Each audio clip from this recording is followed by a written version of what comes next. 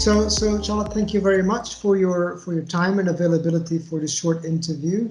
We would like to hear a bit from you first. I mean, if you could maybe revisit a bit what your professional life has been, and maybe give us sort of an idea about the key chapters that were involved in that journey. And then from there, maybe we can look into a few sort of highlights or key moments there that you think might have been more critical in terms of how you addressed your professional growth and how your career unfolded, if you want. So if you could start there, it'd be great. How far back do you want me to go? I can as start far with as you find relevant for us. We have time. So I'm the daughter of Eastern European immigrant Jews who came over in the Second World War to the UK. So I come from a long history of shopkeepers and tailors who had no formal education at all. So I had absolutely no aspirations of ever going to university. So as far as my parents were concerned, I was going to get out and get a job. So I've been working since I was 14. Obviously still at school during the week, but on Saturdays and Sundays, I as soon as I could legally, I got a job. And so I was working both Saturdays and Sundays from 14 onwards. I didn't go to university. I didn't even think that was an option. So I just knew that I had to go out, earn, and support myself. That was just, that was what I think the initial focus in my career was, to do that. I didn't have any grand ideas of finding a job that gave me significant meaning or purpose. I just was drawn to service industry jobs that made me feel useful and where I could be compassionate and kind to other people. So a lot of my jobs have a very strong people element in them. Mm-hmm. I then followed in the footsteps of my family, and age 17 left to go and live in France. And I got a job in Paris, my first proper full-time job in Paris, which was wonderful, just wonderful, fantastic kind of sort of 3 years of my life. And I started in sales. So I was was selling subscriptions to the International Herald Tribune on with a small group of very interesting and very diverse individuals. And I was terrible. I was amazing at the customer service side of things, but rubbish at selling. Really, because I just couldn't. And this is a line that has it's very strong throughout my career. I couldn't sell something I didn't believe in. And I thought it was overpriced and not particularly broad in its intellectual reach. So I really struggled with it. Good customer service, on the other hand, I believed in, so I could provide. So very quickly, after about 6 months, I got moved into marketing, would you believe? My boss said, look, if you can't sell on the phone, I know you can create, you've got that imagination. So I'm going to shift you over to marketing. Yeah. And thus I stayed in marketing ever since, really. So I've worked in communications and marketing roles for most of my life, but in lots of different sectors. Mm-hmm. And along the way, I've accumulated some fundraising experience, which is now going into its second decade. So I've got quite a lot of experience in that kind of public relations, community building field.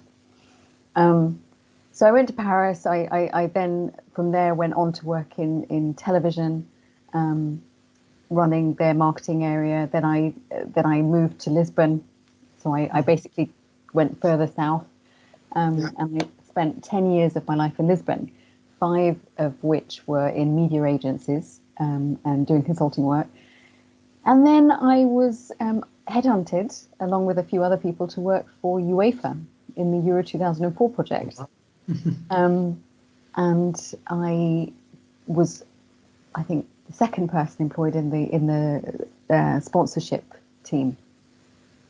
And it was just the best experience of my life. It was amazing. I can't confess to being a huge football fan, but I was very much a fan of grassroots initiatives and bringing people together. And I could see the power of football unite, and that was, again, that's something that's kind of followed through, this kind of sense of community building all the way. Once I'd finished that, I had fallen in love with Portugal and I wanted to stay, and one thing led to another, and I got asked to come into NOVA and work on their accreditations, which you'd say has nothing to do with marketing or sponsorship or anything. But you see, I was in rights delivery and rights management, and to do that job, you have to be a very good project manager. You have to be able to spin lots of plates, take decisions on the hoof, and basically work fairly autonomously, because there's just not time for hierarchical check-ins all the time. So I thought, why not? And I went into higher education, and that, I think, was the next thing that kind of changed my career path significantly. I realised, working on accreditations, because at the time it was, I was working with one other lady, but she left, and then it was just me doing it. I got a really privileged picture of all the different areas of the school and how it functions. And at the time, we didn't have anything like BI. I had an Excel sheet, and I had to go to all the professors and ask them for their CVs, which, by the way, as you'll know, don't always exist. And I'd have to go through and I'd have to individually classify every single piece of research, be it a conference proceedings or a forthcoming paper, an article. And I did that with most of the velha guarda, which is why I know them quite Old well. school professors, right? Paper. And because I don't know, because I was curious and I'm not very formal, which is something that perhaps we'll touch on later, but I kind of operate in a very flat hierarchy. I prefer to think that everybody deserves the same level of respect, and everybody should give each other the same level of respect, and that functions are fairly irrelevant to me. So I did accreditations, and then and NOVA specialises in giving people lots of other projects to do along the way, and they're never really associated or rarely associated. They're kind of a bit random. And so from there, I accumulated the review of all the undergraduate's degrees and transformation into undergraduates and masters with Luís Cattell Nunes. I then was asked to be the first program manager for SEMS.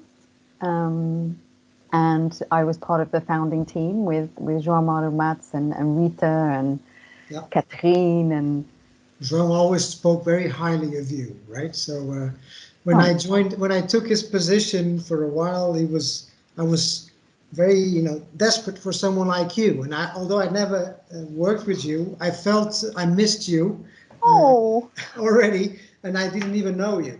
Because every time I would ask João about something, he's like, "Oh, Charlotte had it all planned and organized and all." So it was anyway.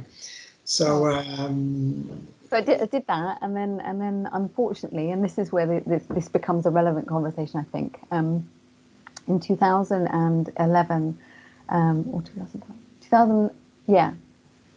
In 2008, my father was diagnosed with bowel cancer. And I had been living abroad for, I think, near to 15 years at that point. And I only saw him about twice a year. And Rita and I were a team, united at the hip.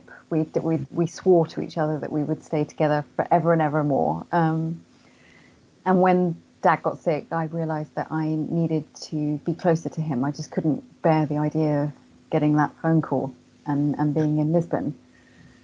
So I moved everything. I left my job that I loved, moved to another school. Effectively, I took a job in a school just because it was very, very close to Dad.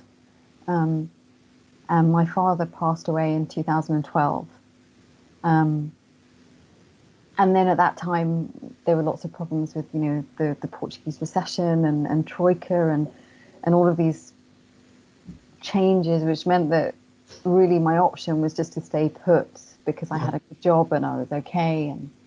But I missed Portugal terribly, and I missed all my friends.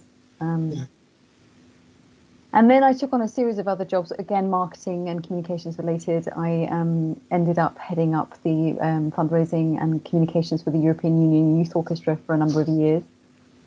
And that was wonderful. But then I was involved in a very serious accident in 2015, I want to say. I used to run marathons for charity. I think it was just cathartic for me to do it, just to run.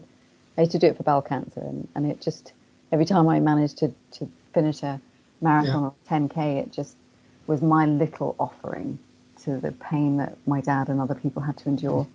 And I was training in Greece. We were working on I was developing a youth project in Greece to address their, I think at the point, it was like something like 60% youth unemployment in Salonika. So I was introducing an internship scheme there that would help train and upskill some of the kids there. And I went running in the morning, and long story very short, a woman fell asleep at the wheel, and she hit me, and I was hit on one side and flew through the air and landed on the other, and basically my entire pelvis just crumbled. And I was told that I wouldn't walk again. Wow. That was what they told me in the ambulance, which is really, good. Not very positive, not very hopeful. And I was in Greece, and I had to stay in a Greek hospital for a week, but we didn't know how long it would be, and I couldn't get out. There were all sorts of problems, so I ran my own social media campaign to get back. It's still on Twitter if you search for I think it's Get Charlotte Out or something. Or Get Charlotte Home. And I eventually got back to the UK, and I reconstructed my pelvic area, and I spent 6 months learning to walk. And as soon as I could walk, I was back working. I was always working on my laptop, but I was physically back touring. Yeah. I was the first head of press to be on crutches touring Europe. But it was just, it was kind of, I don't know, it's a work ethic. And in the meantime, in the middle of all of this, I took 2 undergraduate degrees, and I'm concluding a master's degree. The 2 undergrads were distance learning with the Open University. And the master's has been presential. I do every 3rd or 4th weekend in England. So Charlotte, if you don't mind me, that's... Sorry, that's but it's...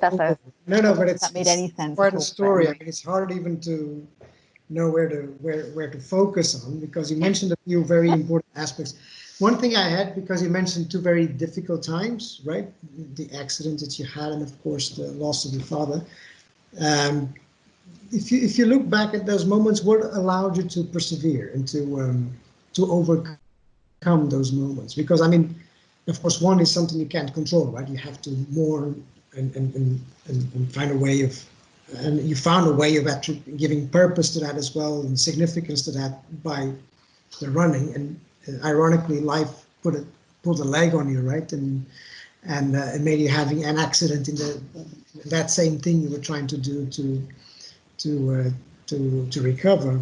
And what made you persevere and be able to come out stronger? Because it seems like you came out stronger from those moments.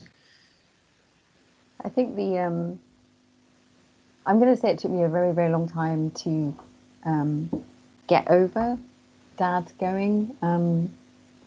I don't think I'm fully through that yet.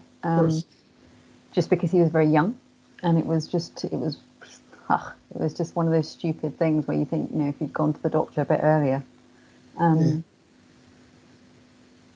I think I kept going because I have always seen myself as my father's daughter, and all I can remember from being very, very young is my dad leaving for work at about 6:30 and coming home about 11 o'clock at night, and working in his study every weekend. And I just thought that's what you did. That's what, you took care of your family, and you went out to work, and you worked hard. And I think ever since I was little, I just wanted to emulate his work ethic and how much he would give to others, because he was an incredibly generous person.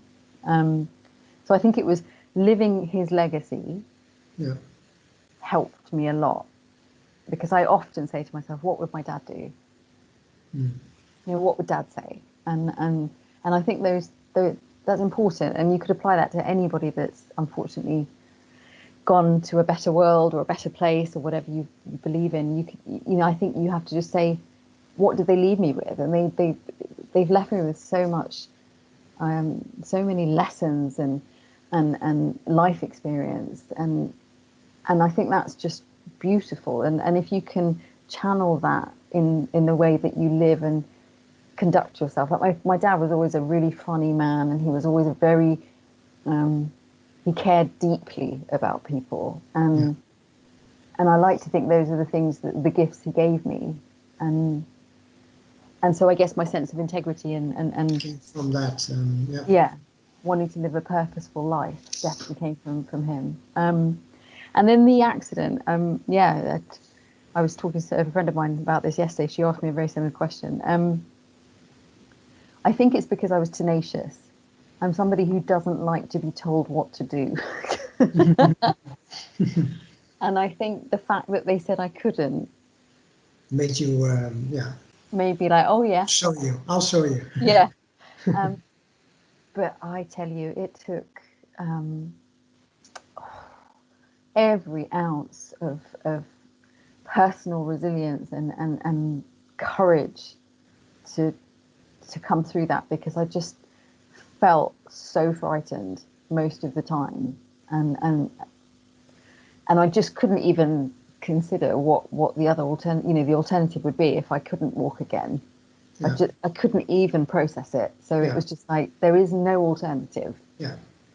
I must learn to walk, and that just kept me going, I suppose. But it was definitely a post-traumatic growth moment, because from then I have dedicated every waking hour of my life to giving back, to volunteering projects, to working with girls in socioeconomically deprived communities, championing the causes of people who don't have a platform, or their voices are not being heard. So I'm a little bit militant, really. I've become a tiny little activist. Yeah. I just think it's I feel that life is very short, and it became acutely apparent when I was in that situation. Very conscious of that, and it guides your thoughts and your choices. Yeah. You mentioned an interesting thing. I noticed that you mentioned that, you went from sales into marketing, right?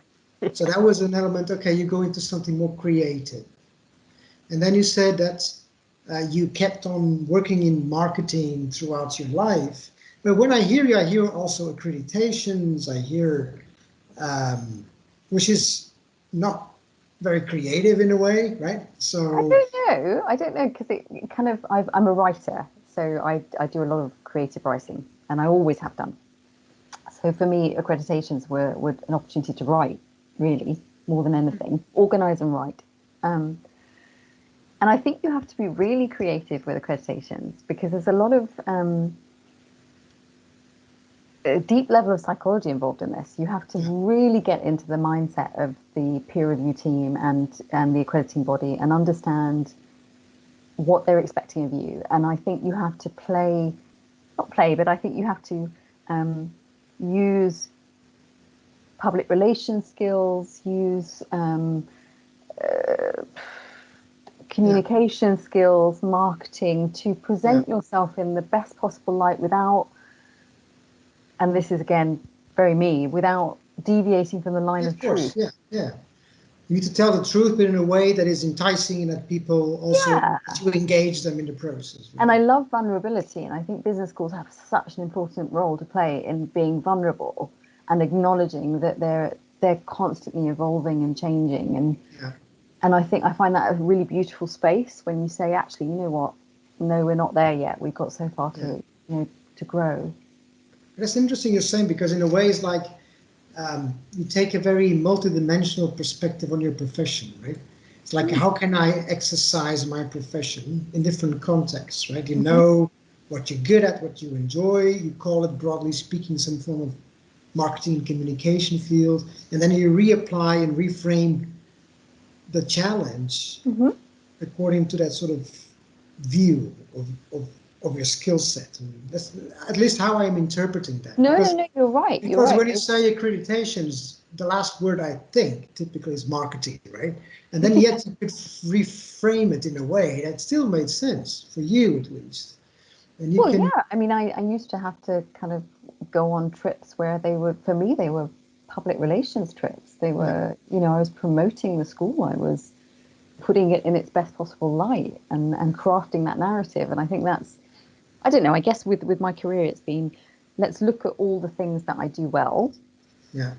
And acknowledge the things I don't do well, and they're there. But take your skill set, your toolbox of these capabilities and skills, and see where they can be best applied. And so I don't see my career as careers. I see them as different projects at different moments in my life. Yeah. And I have this little toolbox of capacities and things that I just go around applying to these different things. I'm enriched by difference and that, you know, multi-dimensional aspect of my career, I guess.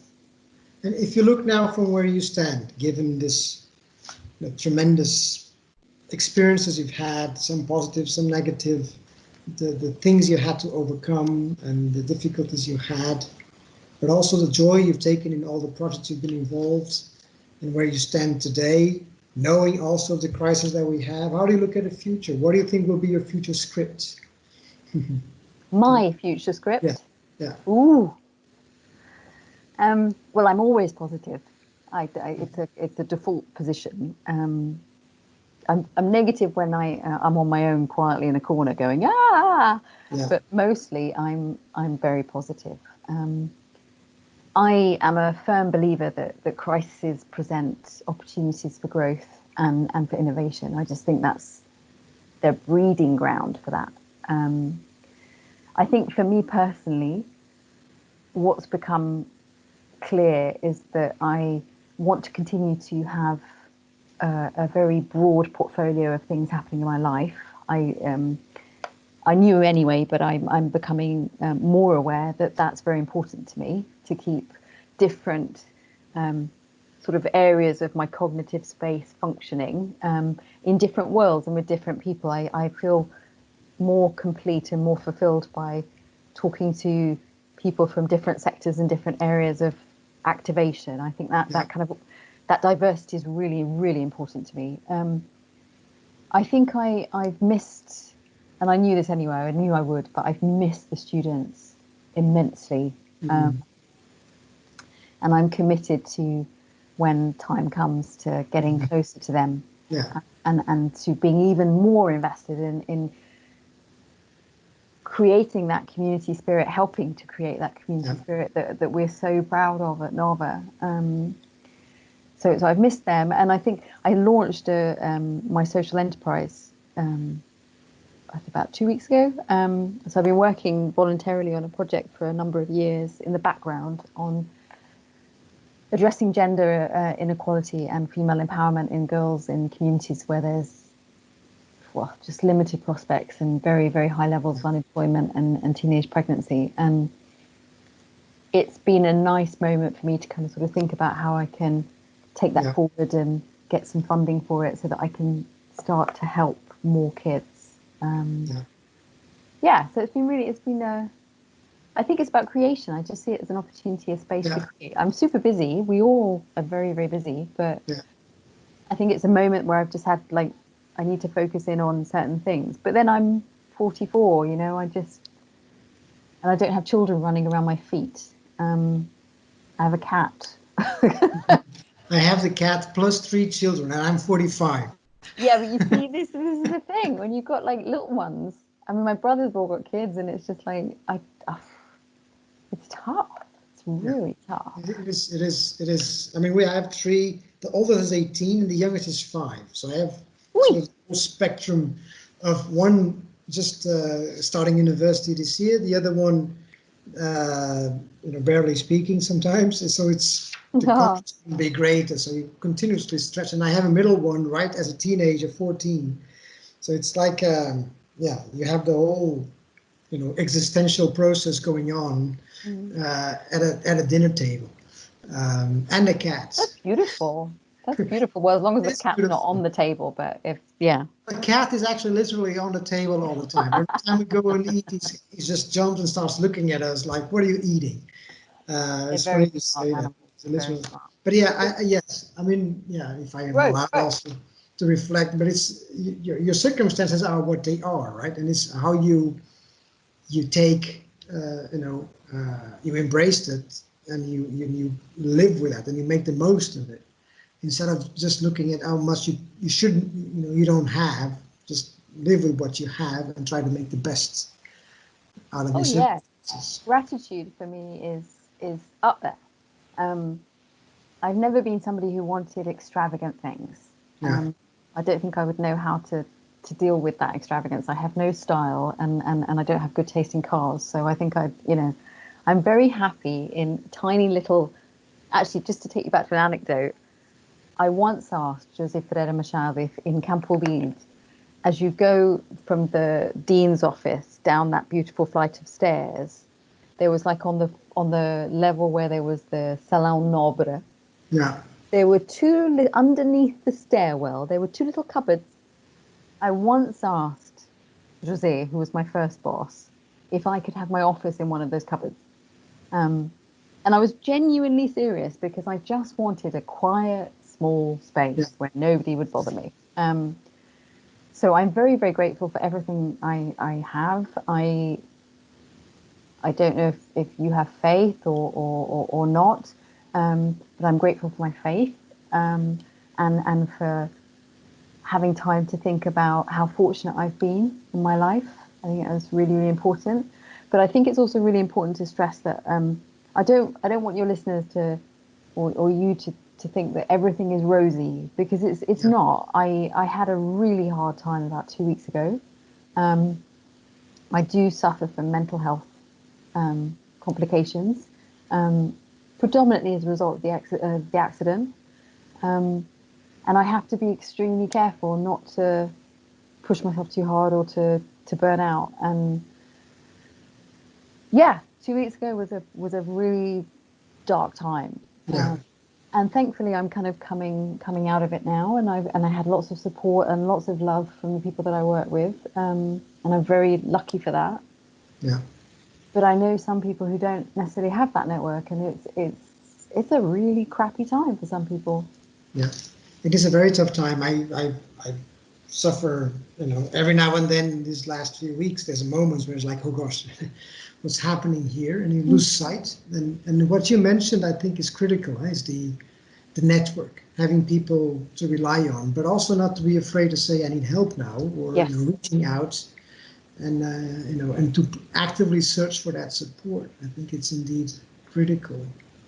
And for As leaders to cultivate a space where I certainly try to do this with my teams, where you emulate vulnerability. You teach by showing. yeah, So I am very, very open with my team and say, if you're having a bad day, just say, just own it.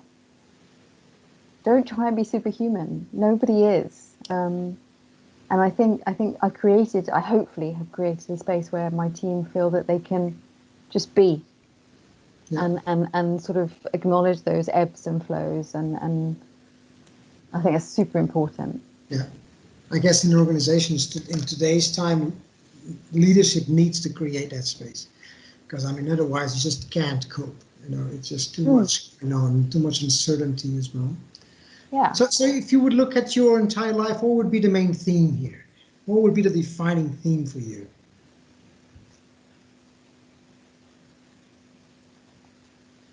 I've always been very mouthy. I've always been, as they say in English, lippy. Um, I have always stood up for the little person, um, and at great personal cost, because I ended up being in detention many times. Um, Really? That surprises me. um, but I have no fear. I have no fear, and I believe in, like I said, in I guess the key message is speak up for what is right, always. Live your truth. I do not want to spend my life not taking advantage of a moment where I feel someone's been really unfairly treated and saying so for fear of the consequences. Yes, it's terrifying when you do it. And yeah, many times I think I'm going to be fired. mainly every Monday. Yeah. But I think it's like I just can't be quiet about it. I feel like I have to be that voice, and that's why I'm such a little gender equality activist. And social justice is important to me. Because if everybody spoke up when they saw it happening, Things wow, would be better. Yeah. That's true. what a world. Wonderful. So, Charlotte, so I have one final question that I'd like to ask, and it's a way of wrapping, in a way, somehow wrapping it up. And if you would have to give some form of advice or recommendation towards the younger crowd out there, maybe soon graduating or close to graduation, knowing of the crisis we're in and all the uncertainties, what would be your advice now? I have said the same two pieces of advice for quite a long time. So the first one is about a process of self-awareness, learning what your passions are and where your heart is most joyful and where you're really feeling like you're living a meaningful life. And try to choose what you do with your career in accordance with that. Because I think if you find, I'm not even going to use the word a career, but if you find a professional outlet that somehow marries with your personal values, usually success will follow. So that would be the first piece of advice. And again, that's a very privileged position because not everybody can do that. So I appreciate that. But the second thing is, in life, I think you have to think about what's the very worst that can happen. In every situation where you're a little bit scared, a little bit concerned, a little bit worried, think about what's the very worst that could happen. I appreciate that in the current climate, the answer is not so great. This is very close to it, right? Generally, assuming it's not the worst outcome. Yeah, it could be. What's the worst outcome that can happen? And I think if you can prepare yourself psychologically for that, if you've got your contingency plan in place, then I would say go for anything. Go for anything that brings you, that enriches you, brings you joy, will excite you, because life is so short. I think to be a banker for 80 years, unless you're particularly that way inclined, try different things, experiment. Yeah. So what's the worst that can happen? And align your life with your values. Perfect. Well, Charlotte, thank you very much. It's been very enriching also for me. And I'm really thankful also for you to be, you mentioned about vulnerability and you exposed yourself in a way also. And I think that's the richness of your learnings comes from that. And I think your experiences have been tremendous.